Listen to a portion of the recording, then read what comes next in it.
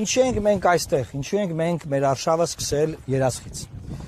Մեզ համար Հայաստանի Հանրապետության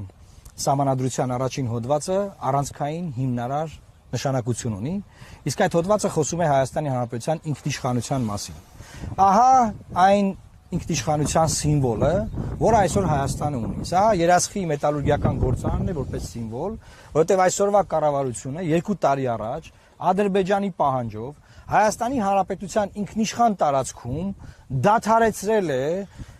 երասխի մետալուրգիական գործարանը, որը կառուցվում էր ամերիկյան ներդրողների կողմից։ Այսինքն ամերիկյան ներդրողները երասխում Հայաստանի Հանրապետության ինքնիշխան տարածքում սկսել էին կառուցել մետալուրգիական գործարան, Ադրբեջանը սկսեց կրակել, վիրավորել նաև գործարանի վրա աշխատող բանվորներին եւ գործարանի շինարարությունը դադարեցվեց։ Հետագայում այն տեղափոխվեց այլ վայր։ Հիմա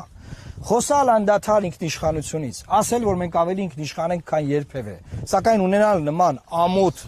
նման խայտառակություն եւ բան անել, մեծ խոսալ, հոխորտալ ընդդիմադիր ուժերի վրա, սա մենք ուզում էինք ցույց տալ քարոզարշավի առաջին օրը եւ խոսել Հայաստանի Հանրապետության ինքնիշխանությունից։ Սիրելի հայրենակիցներ, դուք հունիսի 7-ին հնարավորություն ունեք պաշտպանելու Հայաստանի Հանրապետության ինքնությունն ու հայկական բովանդակությունը։ Այն Հայաստանի Հանրապետությունը, որը մենք ուզում ենք հունիսի 7-ից հետո, չի կարող նման նվաստացած վիճակում լինել։ Եվ որ Հայաստանի Հանրապետության միջազգայինորեն ճանաչված տարածքում, ինքնիշխան տարածքում, հարևան պետությունը կրակելով արգելում է կառուցել գործարան, որը բոլոր չափանիշներին համապատասխանող գործարան է, եւ այս իմաստով շատ կարեւոր ենք մենք համարում, որ մեր հայրենակիցներն իմանան, որ մեր թիմը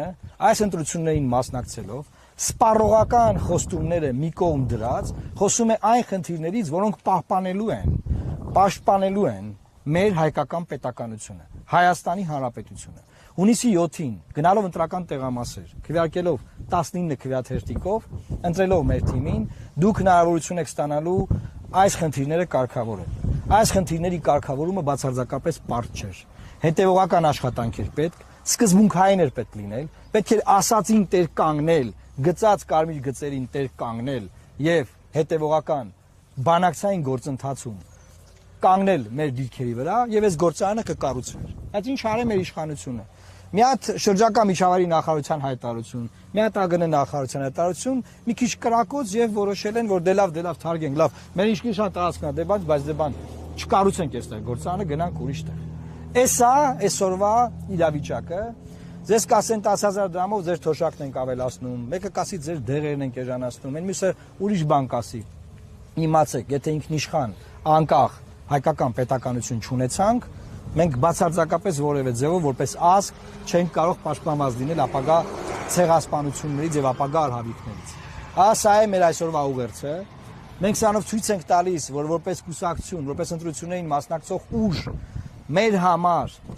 առանցքային կարևորության հարցերը, այսինքն առաջնայինը երկրորդականից տարբերակված են եւ մեր քարոզարշավը սկսում ենք ինքնիշխանության թեմատիկայով։ Այստեղ նաեւ ուզում եմ ցույց տալ մեր խորհրդանիշը, մեր վահանը, մեր ազգի, մեր պետականության վերջին դարերի արդյունքում ձևավորված